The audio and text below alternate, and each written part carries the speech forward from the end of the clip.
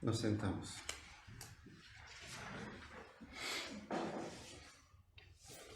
Cuando nacemos, cuando el bebito nace, enseguida el primer alimento que tiene es la leche materna, leche de la madre.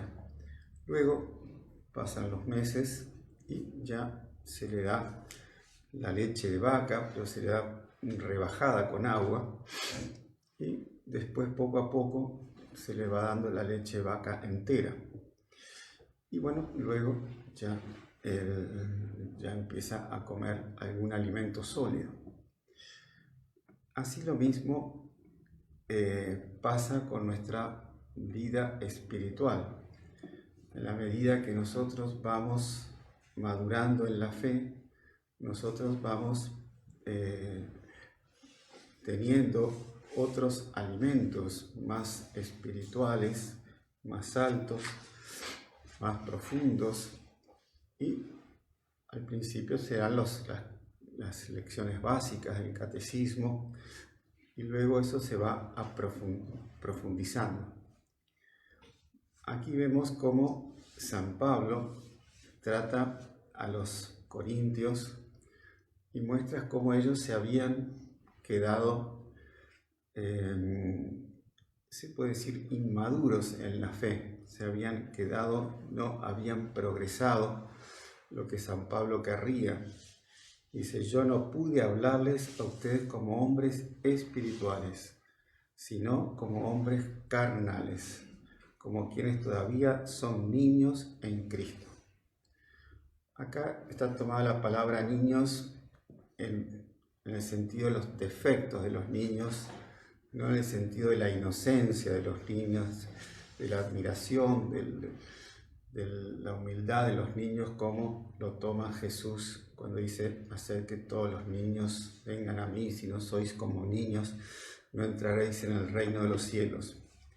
Acá está tomando la palabra niños en el sentido de los defectos, o sea, por ejemplo, los caprichos, las manías, los egoísmos, los deseos de ser admirados o de querer sobresalir, típicas cosas de los niños inmaduros. Y es lo que San Pablo acusa a los corintios, en que estaban peleándose por cuestiones carnales, o sea, por cuestiones de egoísmo. Como dice aquí, los celos, las discordias que hay entre ustedes, ¿no prueban acaso que todavía son carnales y se comportan de una manera puramente humana? O sea, no dieron el paso hacia la vida espiritual. Seguían rigiéndose por ese lado del mundo, del demonio y de la carne. Y eso es lo que complica la vida espiritual de una comunidad, porque empiezan las peleas y empiezan las discusiones, y ahí dice: yo soy de Apolo, yo soy de Pablo, cuando todo es de Dios. Si estos corintios hubieran remontado más las miras, ¿no?, por encima de Apolo y de Pablo está Dios, que nos está guiando, que nos está conduciendo. Por eso en el Salmo dice: feliz la nación cuyo Dios es el Señor. El Señor observa desde el cielo y contempla a todos los hombres. Él mira desde el trono a todos los habitantes de la tierra, modela el corazón y conoce a fondo todas sus acciones. Eso es donde tenemos que tener nuestras miras, en lo alto, en las cosas espirituales. Y así luego, cuando tenemos que hacer una acción en conjunto, va a salir todo mucho mejor, porque la gracia de Dios va a iluminar todo ese apostolado que los corintios tenían que hacer.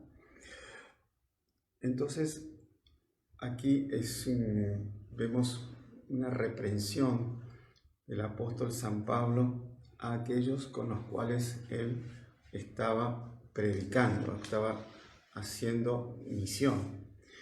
y que vemos que él se conjuga mucho con el Evangelio. El Evangelio vemos que Jesús entra en la casa de Simón y cura a la suegra de la fiebre. Tenía mucha fiebre. La fiebre aquí es un síntoma también de una falta de amor de Dios. Es un síntoma de amor a sí mismo y olvidarse de Dios. Y por eso Jesús increpa la fiebre y la fiebre sale. O sea, inclinándose sobre ella, Jesús increpó la fiebre y ésta desapareció. Y enseguida ella se levantó y se puso a servirlos.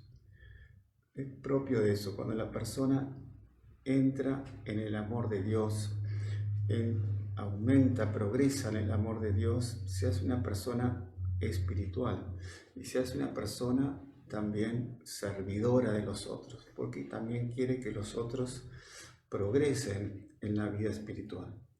Entonces se pone a servirlos y sale de su propio egoísmo. Luego vemos cómo también Jesús reprende un poco este cierto infantilismo que tienen los que lo seguían. Dice, ellos querían, dice, cuando amaneció Jesús salió y se fue a un lugar desierto. La multitud comenzó a buscarlo y cuando lo encontraron querían retenerlo para que no se alejara de ellos.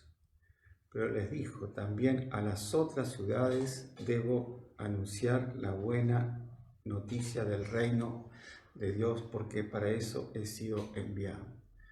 O sea, acá hay como querían retenerlo para, por un lado está bien porque querían estar con Jesús, pero por otro lado ellos también se beneficiaban de muchas cosas de Jesús y no estaban viendo toda la amplitud que Jesús, de la vocación, bueno, de la misión que Jesús venía a hacer entre los hombres.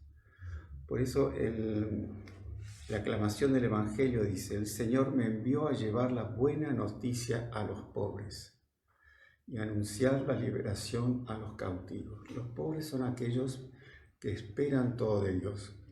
O sea, son propiamente los hombres y las mujeres espirituales que tienen puesta su confianza en Dios y no en su propia naturaleza.